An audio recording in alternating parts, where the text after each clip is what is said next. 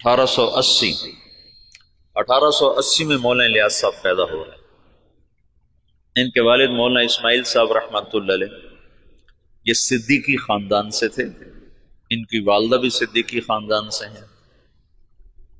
یہ مظفر نگر کے تھے، والدہ کاندلہ کی تھی، یہ دوسری شادی سے تھے۔ نظام الدین میں ایک مغلوں کی عمارت بنی ہوئی ہے، 64 کھمبا اس کو کہتے ہیں، 64 کھمبا۔ اس کا جو گیٹ ہے یہ جیسے ہمارا گیٹ چھتا ہوا ہے، آگے چھت ہے، ایسے وہ چھتا ہوا گیٹ ہے، اس کے اوپر ایک پرانی برادری سی تھی، اس میں وہ رہا کرتے تھے مولانا اسماعیل صاحب، مولانا الیاس صاحب کے والد۔ وہاں سے ہجرت کر کے آئے اور اس پرانی مسجد کو انہوں نے آباد کیا۔ یہاں وہ کیسے پہنچے؟ یہ 1876 کی بات ہے، تقریباً 76 کی بات۔ یہاں وہ کیسے پہنچے اس کا کچھ پتہ نہیں، کیسے آئے، کس جذبے کے تحت آئے، کون لے کر آیا تھا، اللہ کا غیبی نظام۔ چونکہ یہ جگہ غیر آباد تھی، یہاں مرزا الہی بخش تھا، اس کی یہ جاگیر تھی۔ مرزا الہی بخش یہ بہادر شاہ ظفر کا سمد ہی تھا، یعنی بہادر شاہ ظفر کے بیٹے سے اس کی بیٹی کی شادی ہوئی تھی، اور مرزا الہی بخش بھی انگریزوں سے مل گیا تھا، اور وہ بھی جنگ آزادی کے ختم کرانے والوں میں ایک کردار تھا، اور غداری کا اس نے بھی بڑا صلہ پایا تھا۔ یہ مسجد مرزا الہی بخش نے بنوائی تھی، چھوٹی سی، ابھی تک وہ مسجد باقی ہے۔ تو ایک دفعہ مولانا اسماعیل صاحب یہ باہر نکلے ڈھونڈنے کے کوئی آدمی ملیں تو ان کو مسجد میں لاؤں، کہ ویران جگہ تھی۔ تو کچھ لوگ جا رہے تھے دلی، یہ میوات سے پہلا تعارف ہونے لگا۔ تو ان سے پوچھا بھائی آپ لوگ کہاں جا رہے ہو؟ کہ جی دلی جا رہے ہیں مزدوری کرنا۔ تو انہوں نے کہا اگر میں مزدوری دے دوں تو میرے ساتھ چلو گے؟ کہاں تمہارے ساتھ چلو گے؟ ایک دن کی مزدوری 2 آنے تھی، 2 آنے۔ تو وہ 5-6 آدمیوں کو لے کر مسجد میں آ گئے اور ان کو وضو سکھایا، طہارت، نماز سکھا کر سارا دن اپنے ساتھ رکھا۔ پھر تعارف پہ پتہ چلا کہ یہ میواتی ہیں۔ میواتی کون ہیں؟ اس کے بارے میں مورخین کی رائے یہ ہے کہ یہ جو ہندوستان کی قدیم قومیں ہیں ان میں سے ہیں میواتی۔ ایک تو ہے نا آریہ نسل جو وسط ایشیا سے آئے اور انہوں نے پورے ہندوستانی خطے پر قبضہ کیا۔ آریہ نسل کے لوگ راجپوت اور جاٹ یہ کہلائے، اور ان کی اور کئی قسمیں بنی۔ جو لوگ یہاں قدیم آباد تھے ان میں سے ایک قوم میو بھی ہے، یہ ہندوستان کی قدیم آباد قوم ہے، اور یہ بہت مار دھاڑ والے اور بہت زیادہ لڑائی مار کٹائی والے، لوٹ مار ان کا پیشہ تھا، کوئی مہذب زندگی ان کی نہیں تھی۔ مولانا محمد اسماعیل صاحب رحمۃ اللہ علیہ نے سب سے پہلے ان کو اپنا گرویدہ بنایا۔ تو انہوں نے جا کر واپس کہا کہ آج تو بڑے آسان کام ملے، صرف اٹک بیٹک تھی، نماز اور منہ ہاتھ دھونا تھا اور دعانے مل گئے۔ بڑے سارے وہ حیران ہو گیا، بڑا اچھا کام ملا بھائی، کوئی مسئلہ ہی کوئی نہیں، نہ کوئی پتھر توڑے نہ کوئی وزن اٹھایا، اور کام ہمارا بڑا چوکھا ہو گیا۔ یہ ابتدا ہے۔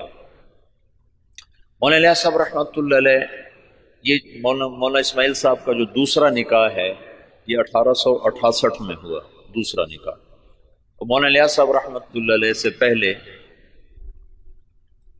مولانا یحییٰ صاحب پیدا ہوئے، اور پہلی بیوی سے مولانا محمد صاحب تھے، اور 1880 کے آس پاس میں مولانا الیاس صاحب پیدا ہوئے، اور 1898 میں مولانا اسماعیل صاحب کا انتقال ہو گیا، تو ان کی جگہ ان کے بڑے بیٹے مولانا محمد صاحب یہاں بیٹھے۔ 1918 میں ان کا بھی انتقال ہو گیا۔ مولانا الیاس صاحب رحمۃ اللہ علیہ کی 1912 میں شادی ہوئی، 1915 میں پہلا حج کیا اپنے شیخ مولانا خلیل احمد کے ساتھ، گنگوہ میں تعلیم حاصل کی۔ 1906 میں مولانا گنگوہی کا انتقال ہوا ہے، تو ان کے ہاں سے پھر یہ دارالعلوم دیوبند میں آ گئے، وہاں تعلیم مکمل فرمائی۔ پھر 1912 میں ان کی شادی ہوئی۔ 1915 میں پہلا حج مولانا خلیل احمد صاحب کے ساتھ تشریف لے گا۔ اس وقت یہ سہارنپور میں پڑھاتے تھے، اپنے شیخ کے ساتھ پڑھاتے تھے۔ مولانا خلیل احمد صاحب رحمۃ اللہ علیہ وہیں رہ گئے، ہجرت کر کے گئے تھے، وہ واپس نہیں آئے۔ باقی حضرات واپس آئے نہیں، اس وقت نہیں، ساتھ ہی واپس آئے، بعد میں گئے۔ تو 1918 میں مولانا محمد صاحب کا انتقال ہوا، تو مولانا الیاس صاحب رحمۃ اللہ علیہ وہاں تشریف لائے، جنازے میں شرکت فرمائی۔ تو مقامی لوگوں نے، میواتیوں نے کہا کہ اب یہ جگہ خالی ہے تو اس کو آپ آباد کریں۔ تو مولانا نے فرمایا کہ میں اپنے شیخ سے پوچھوں گا۔ تو پھر وہ تشریف لائے سہارنپور، اور مولانا خلیل احمد صاحب سے درخواست کی کہ اس طرح لوگ چاہتے ہیں، میں کیا کروں؟ تو انہوں نے یہ فرمایا تم 1 سال کی چھٹی لے کے چلے جاؤ، اگر تمہارا دل لگے تو وہاں رہ جانا، نہ لگے تو پھر واپس آ جانا، مدرسہ سے تمہارا رابطہ نہ ختم ہو، چھٹی لے لو۔ وہ چھٹی کی جو درخواست لکھی تھی نا، وہ پرانے سہارنپور کے مدرسہ میں ابھی بھی محفوظ پڑی ہوئی۔ 1918 میں مولانا الیاس صاحب تشریف لائے نظام الدین۔ ابھی تبلیغ نام کی کوئی شے ان کے ذہن پر کوئی نہیں۔ 1918 میں شدھی کی تحریک چل پڑی۔ شدھی کیا تھی کہ ہندوؤں نے یہ تحریک چلائی کہ مسلمانوں کو ہندو بناؤ، اور بنیاد انہوں نے یہ اٹھائی کہ مسلمان تو باہر سے آئے، ہم تم ایک قوم ہیں، اوپر جا کر ہم سب کے رشتے ایک ہیں، تو یہ باہر سے مسلمان کون تھے جنہوں نے آ کر ہمارا مذہب بگاڑ دیا، لہٰذا ہم سب کو ایک ہونا چاہیے۔ یہ تحریک بڑے زور سے چلی، تو مولانا الیاس صاحب رحمۃ اللہ علیہ اس پر بڑے پریشان ہوئے کہ اس کا میں کیا حل کروں۔ تو انہوں نے جاتے ہی میوات میں مدارس کی بہتات، چھوٹے چھوٹے مکتب، اور اس میں اپنا سب کچھ لگایا، بیوی کا زیور بھی لگا دیا، سینکڑوں چھوٹے چھوٹے مکتب میوات میں کھولے۔ ایک دفعہ میوات میں گئے ہوئے تھے مریدوں کے پاس، تو ایک نوجوان آیا، ہاتھ میں کڑا، بڑی بڑی مونچھیں، داڑھی صاف۔ کسی نے کہا یہ آپ کے مدرسے سے فارغ التحصیل حافظ قرآن ہے۔ کہنے کہ حافظ، اس کا یہ حلیہ کیوں ہے؟ کہ یہ ماحول کی وجہ سے۔ تو یہ پہلی چوٹ لگی اور دل میں خیال آیا، جب تک تمام طبقات میں دین نہیں آتا تو چند طبقوں میں دین کا لانا یا چند طبقات میں دین کا آنا یہ نہ کافی ہے، نہ یہ ذریعہ نجات ہے، پوری امت کا مسئلہ ہے۔ تو مدرسوں سے ایک دم دل بجھ گیا، دل ہٹ گیا، بند نہیں کیے لیکن طبیعت بند ہو گئی، دل ہٹ گیا۔ اور واعظین اس زمانے میں شدھی کی تحریک کے ٹکر میں علماء نے وعاظ کو بھیجنا شروع کیا تھا کہ مختلف شہروں میں جا کر، دیہاتوں میں جا کر تبلیغ کرو۔ تو مولانا الیاس صاحب نے بھی اپنے واعظ بھیجنے شروع کیے، لیکن وہ جاتے تھے جہاں تک سڑک ہوتی تھی، جہاں سڑک نہیں ہوتی تھی وہاں نہیں جاتے تھے، یا جہاں کوئی آسائش نہیں ہوتی تھی وہاں نہیں جاتے تھے۔ پھر طبیعت اس سے بھی ہٹ گئی، پھر خانقاہی سلسلہ شروع کیا، اور نظام الدین میں بیعت کا سلسلہ، اس سے پہلے بیعت نہیں فرماتے تھے، پھر بیعت کا سلسلہ شروع کیا۔ تو بہت جلدی مریدوں میں ترقی ہونے لگی، اور مریدوں کا اضافہ بھی، اور مریدوں کے تزکیہ کے حالات بھی بڑے اچھے۔ لیکن کچھ عرصے کے بعد خیال آیا کہ کتنے لوگ میرے مرید ہو جائیں گے، 1,00,000 2 لاکھ، تو عامت الناس کا کیا کروں؟ ابھی اللہ تعالیٰ فطرت خود ہی کرتی ہے لالے کے حنا بندی، پھول کو سرخی کوئی نہیں پہناتا، اللہ ہی اسے سرخ کرتا ہے۔ تو طبیعت ہٹتی گئی، مدرسوں سے ہٹ گئی، خانقاہ سے ہٹ گئی کہ خانقاہ بھی ایک جزئی کام ہے، مدرسہ بھی ایک جزئی کام ہے، اور واعظ تقریر بھی ایک، پیسے دو تو جاتے ہیں، پیسے نہ دو تو جاتے نہیں۔ تو بے قراری بڑھتی گئی اور کوئی حل نظر نہیں آیا۔ تو 1926 میں، اس سے قبل مولانا خلیل صاحب وہ ہجرت کر کے اور تشریف لے گئے، مدینہ منتقل ہو گئے تھے۔ تو 1926 میں حج پہ تشریف لے گئے، ہجرت کی نیت کر کے کہ میں اب واپس نہیں آؤں گا، وہیں رہوں گا۔ 1925 میں گئے تھے، 1926 میں واپس آئے۔ یہ نیت کر لی تھی کہ اب میں واپس نہیں آؤں گا، ادھر ہی رہوں گا۔ جب یہ مکہ پہنچے تو ان کو خواب میں اللہ کے رسول کی زیارت ہوئی۔ تو انہوں نے پوچھا، یا رسول اللہ، میں امت کی بہتری کے لیے کیا کروں، امت کی ہدایت کے لیے کیا کروں؟ تو اللہ کے رسول نے فرمایا، جیسے میں نے مکے میں کام کیا تھا تم ویسے کام کرو۔ انہوں نے آگے عرض کی، مجھے تو پتہ نہیں مکے میں آپ نے کیسے کام کیا تھا۔ تو اللہ کے نبی نے فرمایا، مکی صورتوں میں غور کرو، اللہ تمہیں سکھائے گا۔ یہ مکہ میں دیکھا۔ پھر مدینہ پہنچے تو وہاں پھر اللہ کے رسول کی زیارت ہوئی۔ تو آپ نے ارشاد فرمایا، اللہ تم سے کام لے گا، تم واپس جاؤ، واپس، اور میرے پاس آؤ۔ تو انہوں نے مولانا خلیل احمد صاحب سے یہ خواب ذکر کیا، وہ وہیں منتقل ہو گئے تھے۔ انہوں نے حضرت مدنی رحمت اللہ علیہ کو مدنی کیوں کہتے ہیں، حسین احمد مدنی، یہ اپنے والد، ان کے والد اپنے پورے خاندان سمیت مدینہ ہجرت کر گئے تھے۔ پھر ان کا سارا خاندان مدینے میں آباد رہا، یہ بھی مدینہ میں رہے۔ پھر ہندوستان کے حالات کو دیکھ کر دوبارہ واپس آ گئے تھے اور یہ کہا تھا کہ میں مسلمانوں کو تنہا نہیں چھوڑ سکتا، میں مدینے میں رہوں اور مسلمان مشقت میں ہوں۔ تو مدینے کا قیام قربان کیا تھا اور واپس تشریف لے آئے ہندوستان۔ یہاں اللہ نے ان سے بہت بڑا کام لیا، تو اس لیے ان کو مدنی کہتے ہیں۔ تو ان کے بھائی تھے سید احمد، وہ وہاں پہلے انہوں نے اتنا فقر دیکھا کہ حضرت مدنی فرماتے ہیں، میرے والد سبزی منڈی جاتے تھے شام کو، تو جو سبزی وہاں گلی ہوئی سڑی ہوئی لوگ پھینک کے چلے جاتے تھے نا، وہ اٹھا کے لاتے تھے، پھر اس کو صاف کر کے خالی ابال کے ہم کھاتے تھے کہ اس میں نمک مرچ ڈالنے کا بھی سکت نہیں تھی۔ اس طرح شروع کے دن تھے۔ لیکن سید احمد کو اللہ نے صلاحیتیں دیں، انہوں نے شاہ عبدالعزیز سے پتہ نہیں کیسے تعلق بنایا، وہ الگ داستان ہے۔ ان کے بیٹے سید حبیب نے اس سے بھی آگے، اب ان کی نسل وہاں اربوں پتی، بڑے بڑے ان کے محل ہیں۔ یہ تمہارے حسنین کو 4 گنا کریں تو تب ان کا محل بنتا ہے، اس سے بھی 4 گنا بڑی 4 دیواری ہے جس میں وہ رہ رہے ہیں۔ احد کے قریب ان کے محلات ہیں۔ تو انہوں نے سید احمد سے ذکر کیا، تو انہوں نے جو مسجد نبوی کے اس وقت منتظم تھے ناظم اعلیٰ، ان سے ذکر کیا۔ تو انہوں نے عشاء کے بعد جب مسجد بند کر دی تو مولانا الیاس صاحب کو بلا کر جالی کا دروازہ کھول کے اندر بھیج دی۔ تو اندر جالی اور روزے کے درمیان کوئی چاروں طرف دیوار ہے، دروازہ کوئی نہیں۔ یہ نور الدین زنگی نے اس کو چاروں طرف سے بند کروایا تھا اور نیچے سیسا پگھلا کے ڈالا تھا۔ جب وہ کچھ لوگ آ کر لاش نکالنے کا منصوبہ لے کر آئے تھے، 3 راتیں وہاں سوئے۔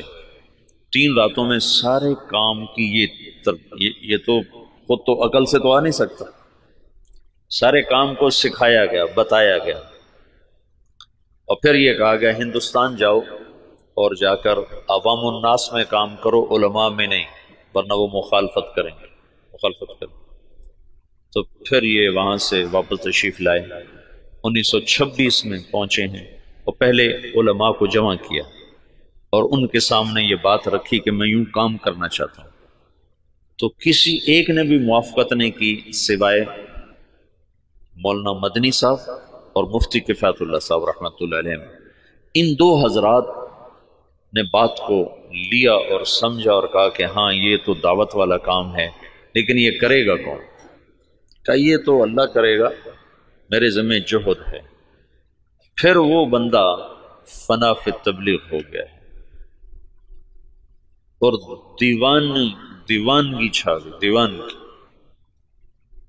ایک دفعہ بیان کر رہے تھے، گرمیوں کے دن تھے، صحن میں 11 بج گئے، 11 فجر کے بعد شروع ہوئے، گرمیوں میں 11 بج گئے۔ تو ایک مواتی کھڑا کر کے لگا، بھائی نام دے دو ورنہ یہ مر جائے گا، بیچارہ مر جائے گا، نام دے دو، نام دے دو۔ ایسی دیوانگی چھا گئی تھی اور کوئی شکل نہیں، کوئی جانتا نہیں، اور آگے سامنے میواتی ہیں جن کو دین کی خبر ہی کوئی نہیں، کلمہ نماز کا نہیں پتا تو دعوت کیسے دیں گے؟ 10 برس کی محنت کے بعد ایک جماعت چلے کی تیاری، 10 سال کے بعد تو ان کو ہدایات دی، پھر ان کو روانہ کرتے کرتے 5 میل ان کے ساتھ پیدل چلتے گئے، پیدل چلتے گئے۔ مولانا سعید خان صاحب سے یہ بات میں نے بہت دفعہ سنی، جب ان کو رخصت کرنے لگے تو کہنے لگے کہاں جا رہے ہو؟ ان کا جی دلی جا رہے ہیں۔ کہنے لگے نہیں، لندن پہ چوٹ پڑ گئی، امریکہ پہ چوٹ پڑ گئی، ساری دنیا میں ہدایت کا فیصلہ ہو گیا۔ ایک دفعہ عبداللہ صاحب تشریف فرما تھے، کہنے لگے ہم 5-6 آدمی بیٹھے ہوتے تھے مولانا الیاس صاحب کے آگے، 6-7 اور وہ ہم سے کہتے کہ بھائی ساری دنیا میں جماعتیں بھیجنی ہیں، مشورہ دو کیا کیا جائے۔ تو ہمیں خیال آتا کہ مولانا صاحب بیچارے کتنے پاگل دیوانے ہیں اور شیخ چلی کی باتیں کرتے ہیں کہ ہم 6-7 آدمی بیٹھے ہیں اور ہمیں کہہ رہے ہیں کہ ساری دنیا میں جماعتیں بھیجنی، مجھے مشورہ دو ہمیں کیا کرنا چاہیے۔ یعنی اللہ تعالیٰ نے اپنی قدرت سے ظاہر کر کے دکھا دیا کہ کیسے سارے عالم میں ہم خود پھر رہے ہیں، وہ ساری دنیا سے جماعتیں ہمارے پاس آ رہی ہیں، ہم سے ساری دنیا میں لوگ جا رہے ہیں۔ تو 1926 سے لے کر 1944 نوح میوات میں پہلی بستی ہے جہاں پہلا اجتماع ہوا۔ اس وقت اجتماع نہیں کہتے تھے، جلسہ کہتے تھے، جلسہ پہلا جلسہ ہوا۔ اور سگا بیٹا محمد یوسف اکلوتا سخت مخالف تھا، وہ کہیں یہ کہ آپ پاگلوں کا کام شروع کر دیں۔ ان کا ذہن ذوق سارا تعلیمی تصنیفی۔ 21 سال کی عمر میں طحاوی کی شرح لکھی، جو حدیث کی مشکل ترین کتاب ہے طحاوی، اس کی شرح 21 برس کی عمر میں لکھی۔ اور حیات الصحابہ جیسی کتاب تو ساری دنیا کے علماء تسلیم کر گئے کہ سیرت میں یہ وہ شخص بدیع تھا، بدیع سیرت میں، کہ سیرت کے عنوان پر آج تک کسی نے ایسی کتاب نہیں لکھی۔ سیرت کا عنوان ہوتا تھا زید بن ثابت، نیچے اس کی سیرت اور حالات، عمر بن خطاب، نیچے ان کی سیرت، حالات، واقعات اور ان کے فضائل اور مناقب۔ یہی 14 صدی میں تمام مصنفین کا طرز رہا ہے۔ یہ پہلا شخص ہے جس نے اسلوب جدید دیا، بدیع اسلوب، آج تک کوئی یہ اسلوب لے نہ سکا۔ حیات الصحابہ ہے سیرت، لیکن حیات الصحابہ، کیف کانت صلاتہم، کیف کان علمہم، کیف کان جہادہم، اس کے نیچے کئی صحابہ کے واقعات۔ یہ ایک کو عنوان بنا کے نہیں، عنوان صفت کا اور نیچے واقعات مختلف ہیں شخصیات کے۔ یہ پہلی دفعہ ہوا تصنیف و تالیف کی تاریخ میں۔ اس کتاب نے اتنی قبولیت حاصل کی کہ دنیا کے ہر بڑے مکتبے میں حیات الصحابہ پڑھی ہوتی۔ تو ان کا تو ذہن تھا سارا تعلیمی اور تصنیفی، وہ کہیں یہ میرے ابا کو ہو کیا گیا، ان کو اللہ کی طرف سے الہام ہو چکا تھا۔ تو باپ بیٹے میں ٹکراؤ ہے، مولانا انعام صاحب رحمۃ اللہ علیہ، مولانا احتشام صاحب رحمۃ اللہ علیہ، یہ حضرت مولانا الیاس صاحب کے ساتھ مولانا الیاس صاحب رحمۃ اللہ، اب مولانا سعید احمد خان صاحب، یہ ساتھی ہم نوا، اور بیٹا محمد یوسف سخت مخالف۔ میاں جی بدر الدین رحمۃ اللہ علیہ تھے، میں ان سے ملا تھا نظام الدین میں، 82-83 میں گیا تھا۔ مجھ سے کہنے لگے کہ ہمیں مولانا الیاس صاحب بھیجتے کہ جاؤ یوسف کو کارگزاری سناؤ، شاید اس کو کوئی دل نرم پڑے۔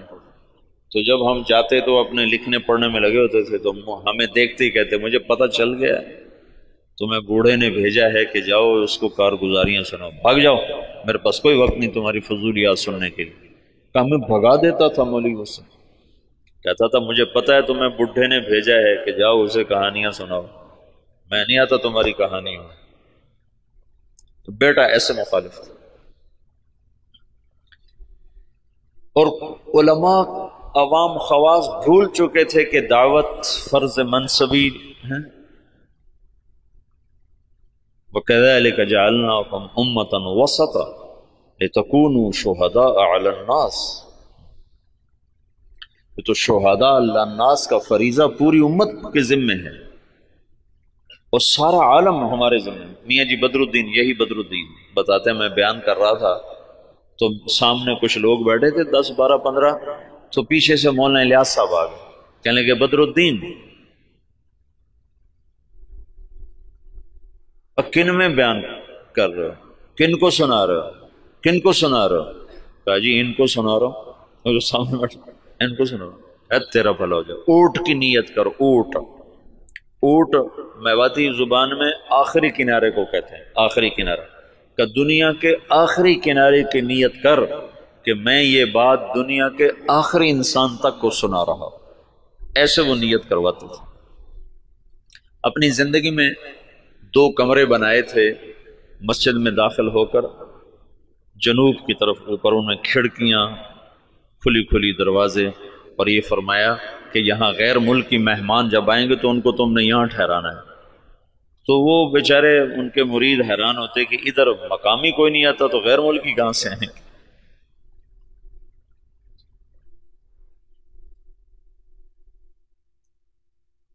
میاں جی دین محمد تھے جو حضرت مولانا الیاس صاحب کے ابتدائی خدام میں تھے، اور جو جماعت مولانا الیاس صاحب نے حضرت تھانوی کے خانقاہ تھانہ بھون بھیجی تھی، اس میں وہ اس جماعت میں ان کی تشکیل تھی۔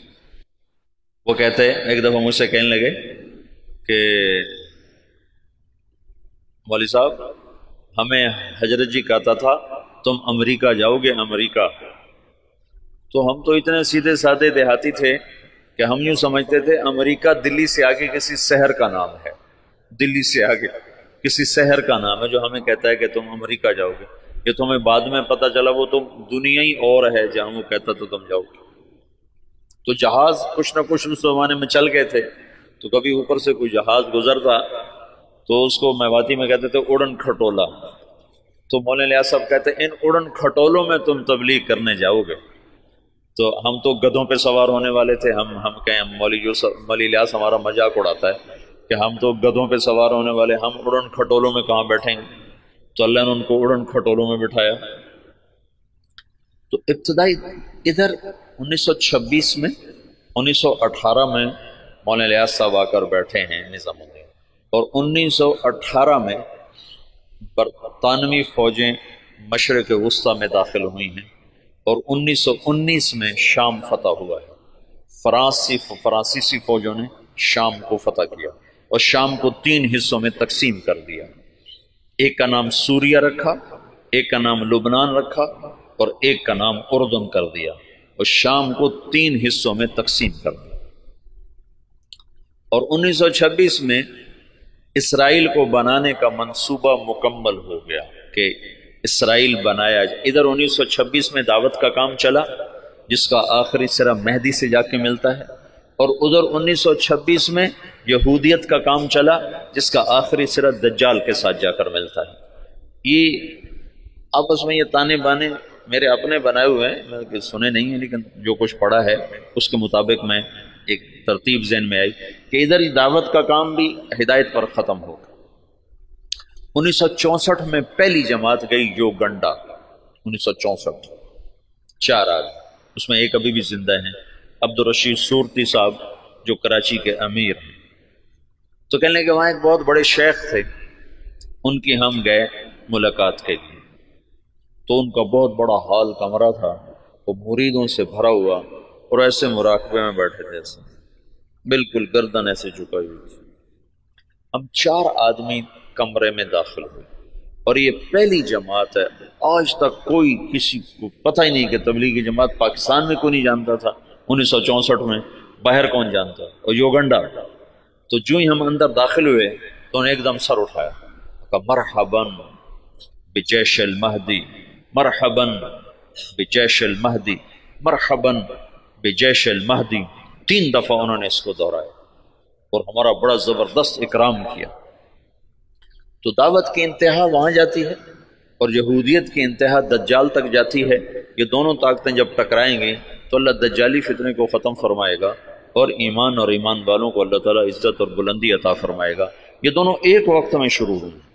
1926 میں جب ان کا اقتدار مستحکم ہو گیا تو انہوں نے یہ طے کیا کہ یہودیوں کو دوبارہ لا کے آباد کیا جائے اور یہاں ایک اسرائیلی یہودی ریاست بنائی جائے۔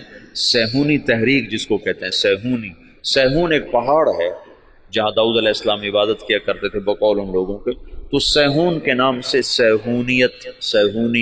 سیہونی تحریک نے اپنا نظام چلایا تو اسرائیل وجود میں آیا۔ اس کا آخری سرا دجال کے ساتھ ملتا ہے، لد، باب و لد جو ان کا سب سے بڑا اڈا ہے جہاں دجال قتل ہوگا۔ تو اللہ تعالیٰ نے مولانا الیاس صاحب رحمۃ اللہ علیہ سے دعوت کو اس وقت اٹھایا جب دعوت کے نام کو جاننے والے علماء بھی نہیں تھے، وہ بھی اسے اوپرا سمجھتے تھے اور ان کے ہاں بھی اس پر انکار شدید تھا، لیکن اس بندے کے گشتوں نے آہستہ آہستہ آہستہ آہستہ فضا کو ہموار کرنا شروع کیا۔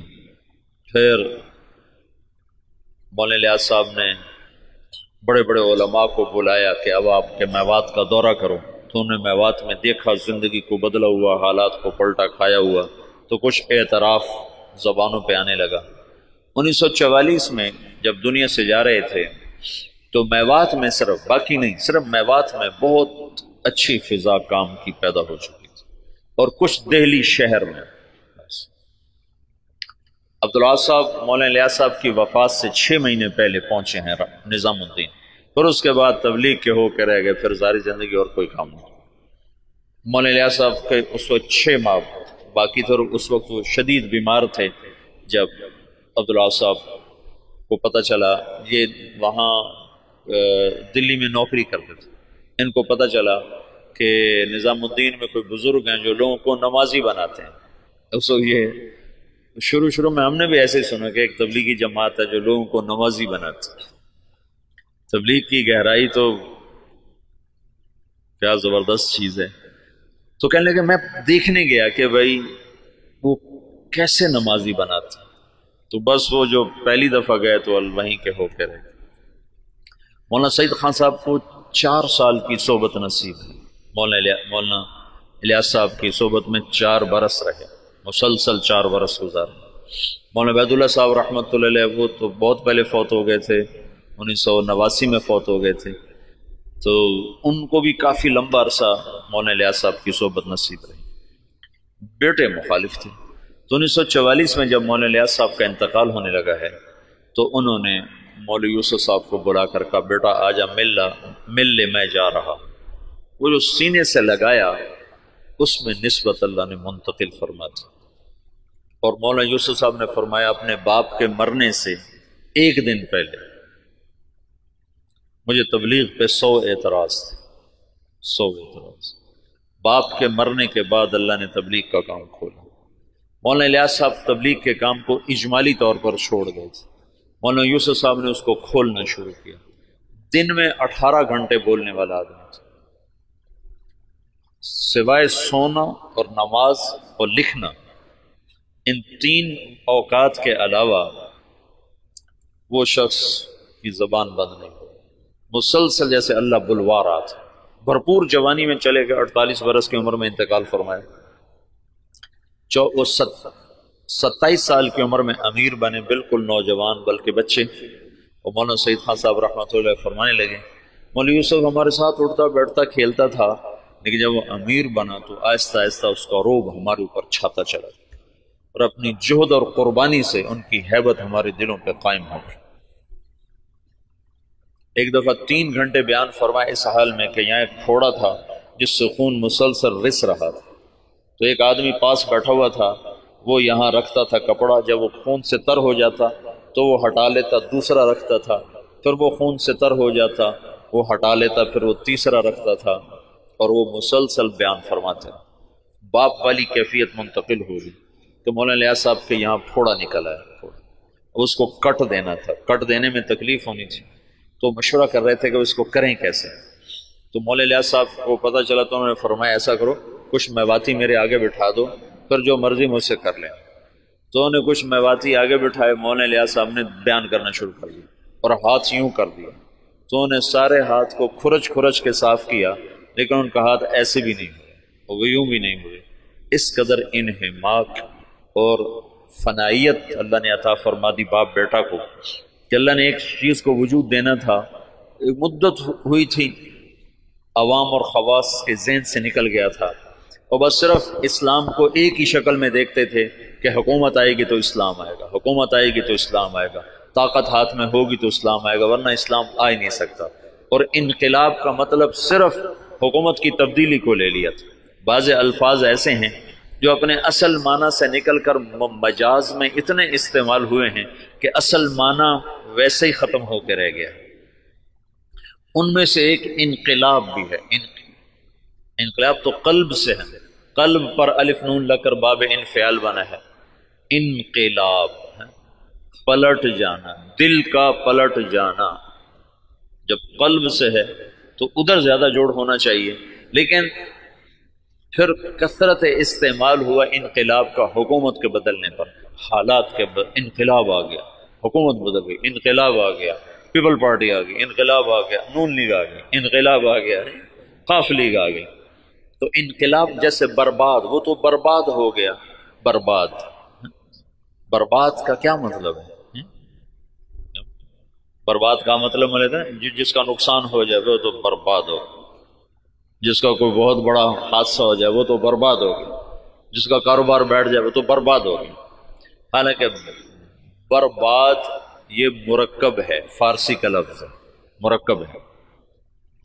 برباد، برباد، بر الگ ہے، باد الگ ہے۔ بر کہتے ہیں اوپر اور باد کہتے ہیں ہوا کو، تو برباد کا مطلب ہے ہوا کے اوپر۔ یہ مطلب تمہیں معلوم تھا پہلے؟ یہ اپنے اصل مطلب میں کبھی استعمال ہی نہیں ہوا۔ برباد، جس کی دکان بیٹھ جائے وہ ہوا میں اڑ رہا ہوتا ہے۔ یہ تو ایک تعبیر ہے کہ جیسے پتا ٹوٹتا ہے نا، پتا ٹوٹتا ہے پھر وہ ہوا کے رحم و کرم پر ہو جاتا ہے، اس کی کوئی منزل نہیں رہ جاتی نا، ہوا کے جھونکے جدھر لے جائیں وہ ادھر کو اس کی سمت ہو جاتی ہے۔ ایسے ہی جو کسی نقصان میں حالات کی جکڑ میں آتا ہے تو اس کو کوئی رہ نہیں جاتا، اپنے بھی آنکھیں پھیر جاتے ہیں، خون بھی سفید ہو جاتے ہیں، تو وہ ایسے ہو جاتا ہے جیسے ہوا کے دوش پر کہ کوئی اس کا پرسان حال کوئی نہیں۔ تو اس لیے برباد کو وہاں سے یہاں ڈال دیا گیا۔ تو پچھلے 200 سال سے انقلاب کا لفظ بھی صرف اور صرف حکومت کی تبدیلی پر بولا جاتا ہے، حالانکہ انقلاب اصل معنی میں تو دل کا بدل جانا ہے۔ انقلب، دل بدل گیا۔ تو پچھلے 200 سال سے یہ ذہن بن گیا ہے کہ بغیر حکومت کے نہ دین آ سکتا ہے نہ حالات سدھر سکتے ہیں۔ مولانا الیاس صاحب نے اس کو رد کر کے دکھایا کہ نہیں، دین دعوت سے آتا ہے، حکومت سے نہیں آتا، اور دعوت تمام شعبوں کو زندہ کرنے کا واحد راستہ ہے۔ نبی جب آتا ہے تو سامنے کتنے شعبے ہیں جو بگڑے ہوئے ہوتے ہیں، وہ صرف دعوت کو زندہ کرتا ہے، شعبے خود زندہ ہو جاتے ہیں۔ جیسے صحت کو زندہ کر دیا جائے تو جسم کے سارے شعبے خود زندہ ہو جاتے ہیں، قوت کو بحال کر دیا جائے تو جسم کے سارے شعبے خود بخود بحال ہو جاتے ہیں۔ قوت بحال نہ ہو تو اس کو دوڑایا جائے تو بیچارہ کیسے دوڑے گا؟ کہ یہ جو امت ہے یہ اس بیمار بوڑھے گھوڑے کی طرح ہے، اس پر اسلام کہاں سے آئے؟ اس کی جوانی کو لوٹایا جائے گا تو اس پہ اسلام آئے گا۔ حکومت اسلام نہیں لا سکتی، ناممکن ہے۔ زیادہ زیادہ نماز پہ دکانیں بند کرا دے گی، تو کوئی بے وضو پڑھ لے تو پھر کیا کرو؟ میرے اپنے اسکول کا واقعہ نہیں تو میں سناتا ہوں، جب میں سنٹر ماڈل اسکول میں تھا تو خود میں نے بے وضو نمازیں پڑھی. طالب صاحب سردیوں کا زمانہ وضو کیڑا کرے, اللہ اکبر. طالب صاحب کی نماز, تو وہ عشاء کی نماز ہو رہی تھی اور میرے کمرے میرے برابر میں اس کا بستر تھا. جاوید نذیر اس لڑکے کا نام تھا, یہ مرید کے اچھے زمیندار گھر کا تھا. تو اس میرے پاس آ کر کھڑا ہوا اور اس نے آ کر 4 رکعت نماز عشاء کی نیت باندھی. 4 رکعت نماز عشاء واسطے طالب حسین دے, اللہ اکبر. حکومت ایسا اسلام لائے گی واسطے طالب حسین دے, جو ایسی نماز پڑھے گا وہ تو کافر ہو جائے گا, نہ پڑھے تو اس سے تو کافر نہیں ہوتا نا, لیکن اگر ایسا کرے گا تو اسلام سے نکل جائے گا. قوت کبھی, اس لیے تو کبھی نبی کو طاقت دے کے نہیں بھیجا گیا, بعد میں طاقت آئی اللہ جو اللہ کے نبی کو حاصل ہوئی بعد میں ہوئی. پہلے تو فقیر بن کے کھڑے ہوئے کہ نہ کوئی مال کے لالچ میں کلمہ پڑھے, نہ کوئی تلوار کے خوف سے کلمہ پڑھے, صرف اللہ کے تاثر سے کلمہ دل میں اترے. تو چونکہ اسلام نے ایک عروج دیکھا تھا, تو جو ہمارے قائدین تھے وہ اس عروج کو تصور میں لے کر اعادہ عروج کی جہد کرتے رہے. وہ جو ذوف اسلام تھا اس کو دور کرنے کی کوشش ہی نہیں کی کہ انگریز کیوں آیا. مولانا حفظ الرحمان صاحب آئے سیوہاروی, یہ میاں جی دین محمد پاس بیٹھے ہوئے, مولانا الیاس صاحب, اور مولانا حفظ الرحمان آئے. حضرت دعا کریں انگریز نکل جائے. مولانا الیاس صاحب چپ بیٹھے رہے. حضرت دعا کریں انگریز نکل جائے, چپ بیٹھے رہے. حضرت دعا کریں انگریز نکل جائے. تو مولانا الیاس صاحب ایک دم جوش میں آئے, کہ کوئی لوگ تیار کر لیے ہیں جو انگریزوں کے بعد حکومت کو سنبھالیں گے. کوئی لوگ تیار کر لیے ہیں. وہ کہ چپ. کہ جو انگریزوں کے بعد آئیں گے وہ ان سے برے ہوں گے کہ انگریز ہمارے بزرگوں کے گناہ کی سزا میں آئے, اور جو موجود آئیں گے ہمارے گناہوں کی سزا میں آئیں گے. اور مجمع کو تیار کیے بغیر کام نہیں چلتا ہے. تو انگریز تو چلا گیا, لیکن جتنا اسلام پاکستان میں ذبح ہوا, مدنی فرمایا کرتے تھے ہندوستان میں مسلمان ذبح ہوں گے اور پاکستان میں اسلام ذبح ہوگا. یہ مولانا الیاس صاحب نے پرانا سبق زندہ کیا کہ دعوت وہ واحد سبب ہے جس سے دین آتا ہے. اور میں چلنا ہی نہیں چاہتا تو مجھے زبردستی کیسے چلاؤ گے؟ مجھے زبردستی نماز پڑھاؤ گے تو کتنی پڑھا لو گے؟ اور جو 90% اخلاقیات ہیں وہ کیسے لاؤ؟ ماں کی خدمت کیسے کرواؤ؟ باپ کے آگے چپ رہنا کیسے سکھاؤ؟ بیوی سے حسن سلوک کیسے سکھاؤ؟ وفاداری کیسے سکھاؤ گے؟ رات کو اللہ کے سامنے رونا کہاں سے لاؤ گے؟ جب تم زانی کو کوڑے مارو گے, شادی شدہ کو سنسار کرو گے اور بازار بند کرا دو گے, ٹھیک ہے ہو گئے بند, لیکن نماز کس کو پڑھاؤ گے؟ مجھے مدینہ میں ایک نوجوان ملا دیرہ غازی خان کا, کہنے لگا 10 سال سے مدینے میں بغیر وضو کے نماز پڑھی. 10 سال کہیے تو میں تمہاری کیسٹیں سنی تو مجھے ہدایت ملی ہے, تو میری بخشش ہو جائے گی؟ میری بخشش ہو جائے گی؟ تو 10 سال مدینے میں بغیر وضو کے نماز پڑھی.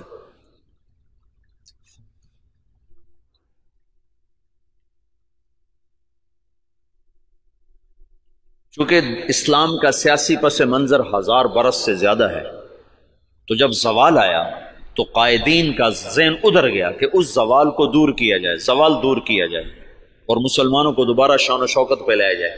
لیکن اس زوال جس وجہ سے آیا تھا اسے دور کرنے کی کوشش کیے بغیر زوال کیسے دور ہوگا؟ جب 95% لوگ بے نمازی ہوں زوال کیسے دور ہوگا؟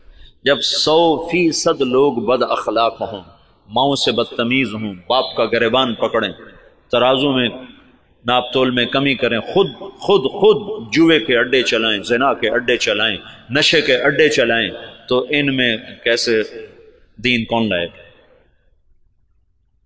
تو جب اندر ایمان اترتا ہے تو پھر سارے شعبے زندہ ہو جاتے.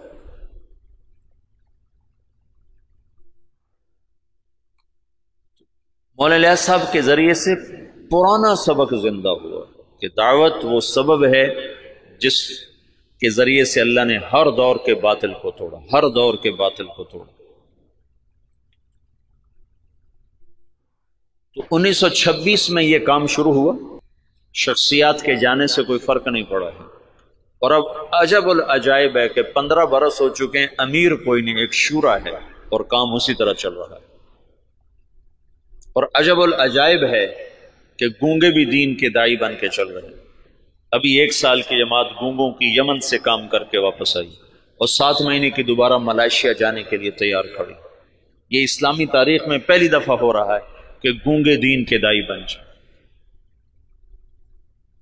اور پہلی دفعہ جب سے سورج چمک رہا ہے، کانگو کے جنگلوں میں جماعت پہنچی جہاں اتنے قد کے بونے رہتے ہیں، بونے، اقزام، وہ 4 فٹ کا بڑا جوان ہوتا ہے، جس کا قد 4 فٹ ہو وہ سب سے نمایاں نظر آتا ہے۔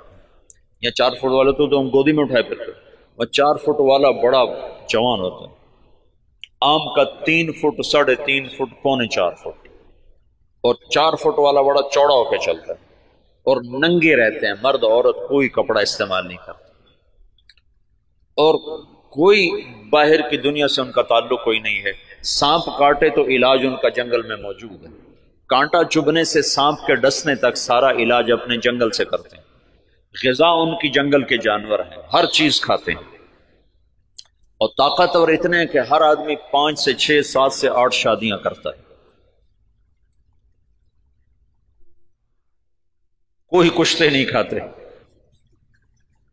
کتنے لوگ بیچاروں کے گردے ختم ہو گئے کشتوں کے چکر میں، گردے گنوا بیٹھے، گولی اندر تے دم جلندر چلا گیا۔ ان کو اللہ نے ایسی قدرتی طاقت دی ہوئی ہے، اور جب سے وہ پیدا ہوئے انہوں نے اسلام کا نام نہیں سنا۔ آج سے 12 برس پہلے وہاں پہلی تبلیغی جماعت پہنچی، مالی سے جماعت بنی، مالی ہو گئے کانگو سے گئے جنگل، اور جنگل کے ترجمان ساتھ لیے، انہوں نے وہاں دعوت کا کام چلایا، تو 270 آدمی پہلی دفعہ مسلمان، اور ان کو لباس، وہ بیچارے لباس پہن کے اوکھے ہو گئے، ایک ہی کیتا جو سڑے نال اوکھے ہو گئے۔ تو ان میں ایک ان کا سردار، وہ حج کرنے کے لیے آج سے کوئی 8-9 سال پہلے حج کے لیے، تو کچھ علماء تھے جو تبلیغ کے بڑے مخالف تھے، تو ایک ہمارے دوست ہیں حسن کیمرونی، یہ حسن کیمرون سے جماعت گئی، مالی نہیں، کیمرون سے جماعت گئی تھی۔ تو حسن کیمرونی ہے، وہ مدینہ میں پڑھے ہیں، پھر ریاض سے PhD کی ہے، بڑا فاضل آدمی ہے، وہیں رہتا ہے۔ تو اس نے مجھے یہ سارے حالات سنائے، وہ خود بھی اس میں شریک تھا۔ تو وہ اس بونے کو لے کر گئے ان علماء سے، تو ان کا تبلیغ والے یہ کرتے ہیں، تبلیغ والے یہ کرتے ہیں، یہ کرتے ہیں، یہ کرتے ہیں۔ ان کا یہ سب کچھ جو کرتے ہیں بالکل صحیح ہے، ان پر یہ سارے اعتراض ٹھیک ہیں، پر اس بونے کی کارگزاری سن لو کہ تبلیغ والے یہ بھی کرتے ہیں۔ جب انہوں نے سنے حالات تو وہ سارے رونے لگے اور کہنے لگے تبلیغ حق ہے، ہم نفس پرستی کا شکار، اور اب ان کی تعداد تقریباً کوئی 5000 کے قریب ہو چکی ہے، وہ 270 سے اب 5000 تک پہنچ چکے ہیں۔ جب یہ واحد تحریک ہے، پہلے خیر القرون کو چھوڑنے کے بعد، خیر القرون کا کوئی ٹکر نہیں، خیر القرون کے بعد یہ پہلی دفعہ دنیا میں ایسا ہوا ہے کہ کسی تحریک نے 6 بر اعظم کے مسلمانوں کو متاثر کیا۔ اس سے بڑی تحریک آج تک نہیں اٹھی، نہ اتنی شخصیتیں بہت بھاری بھاری اٹھ ہیں، ان کے سامنے مولانا الیاس صاحب کی شخصیت کوئی بڑی نہیں ہے، لیکن جو کام مولانا الیاس سے اللہ نے لیا ہے، یہ خیر القرون کے بعد کوئی ایسا کام نہیں کر سکتا جس میں اتنی وسعت ہو کہ وہ فیجی مشرق میں آخری کنارہ اور ہوائی مغرب میں آخری کنارہ، اور دونوں طرف سے لوگ سمٹ کے رائے میں پہنچ کے دین سیکھ رہے ہیں، یہ پہلی دفعہ دنیا میں ہے۔ ایک تو گونگے ہیں، چلو گونگا تو صبر کرتا، اسے آتا کچھ نہیں۔ مجھے کتنے لوگ ملے افریقہ سے آئے، 4 مہینے لگا رہے ہیں، اور ایک وہاں سے آیا ارجنٹائن سے، 4 مہینے لگا رہا تھا، وہ اسپینش جانتا تھا، اور ہمارے پاس کوئی ترجمان نہیں تھا اسپینش زبان کا، پورے 4 مہینے بغیر ترجمان کے گزار کے چلا گیا۔ تم 4 دن گزار کے دکھا دو مولوی صاحبان، 5ویں دن تم نظر نہیں آؤ گے۔ 4 مہینے ایک لفظ نہیں سمجھا۔ میں نے ایک سے پوچھا، میں نے کہا تمہیں کیا فائدہ ہوتا ہے، تم سمجھ تو کچھ آتا نہیں؟ تو اس نے ادھر اثر ہوتا ہے، ادھر اثر ہوتا ہے۔ تو میں یہ چاہتا ہوں تم تبلیغ میں بصیرت کے ساتھ چلو، میں یہ چاہتا ہوں تبلیغ کی عظمت تمہارے دل میں ہو۔ تھوڑی سی زندگی ہے، پتہ نہیں کب شام ہو جائے۔ میں تو موت کا ایک جھٹکا کھا چکا ہوں، دیکھ چکا ہوں کہ کتنی ناپائیدار زندگی ہے اور کتنی بے ثبات یہ دنیا ہے، اور کتنا دھوکے کا یہ جہان ہے، کہ پتہ بھی نہیں چلتا اور وہ کیا۔ تو تھوڑی زندگی میں وہ کام کرو جس کا نفع تمہیں زیادہ ملے، جس کی واپسی تمہیں زیادہ ملے۔ تو تبلیغ کے سوا اس وقت کوئی میدان عمل میں ایسا عمل نہیں جس میں لگنے سے تم سارے عالم پر اثر انداز ہو جاؤ، ساری دنیا کے انسانوں تک تمہاری محنت کا اثر پہنچو۔ جبوتی جیسے غریب ملک میں آگے بھی اس سے بھی غریب علاقہ تھا تجرو، جہاں کشتی ڈوبی تھی، اس جنگل میں اجتماع ہوا، 3-4 ہزار کا مجمع جنگل میں جمع تھا۔ یا کتنے بڑے بڑے اشتہار لگتے ہیں، 300-400 سے زیادہ آدمی اکٹھا نہیں ہوتے۔ وہ جنگل، وہ ایک نکر اور ایک بنیان، یہ ان کا لباس تھا۔ 24 گھنٹے میں ایک وقت کھانا کھاتے۔ یہ جماعتیں جب جاتی ہیں نا تو ان کو دیکھ کے بڑے حیران، اچھا تم سارا دن کھاتے ہو، دن میں 3 دفعہ کھاتے ہو، 3 دفعہ کھاتے ہو۔ ان کو حیران ہو کر کہتے ہیں اتنا کھاتے ہو تم، بیمار نہیں ہوتے؟ بیمار تو ہوئے پڑے۔ غربت انتہا درجہ۔ میں ایسے ساحل سمندر پر تھا، میں ایسے گیا دیکھنے، تو سب کے وہ عصر کے بعد چائے پی رہے ہیں، چائے تو دیکھا وہ کالا کاوا پانی والا بغیر دودھ کے، ٹوٹی ہوئی پیالیاں، ٹوٹی ہوئی پرچیں، یہ ان کی بڑی عیاشی تھی کہ وہ سمندر کے کنارے چائے پی رہے تھے۔ نکر بنیان یہ ان کا لباس۔ وہاں تبلیغ پہنچ گئی، کوئی جانتا نہیں محمد الیاس کون ہے، کوئی جانتا ہی نہیں محمد یوسف کون ہے، انعام الحسن کون ہے، عبد الوہاب کون ہے، محمد سعد کون ہے، لیکن تبلیغ وہ ایسے کر رہے ہیں کہ جیسے رائمنڈ میں ہو رہی ہے، جیسے پاکستان میں ہو رہی ہے۔ خود جبوتی والے ان کی زبان نہیں سمجھتے، وہ اور زبان، پہاڑ کی کوئی جنگلی زبان بولتے۔ تو تبلیغ کے معجزات اب نظر آتے ہیں، نظر، یعنی تبلیغ کی کرامت وہ نہیں جو چھپی ہوئی ہے، نظر آتی ہے۔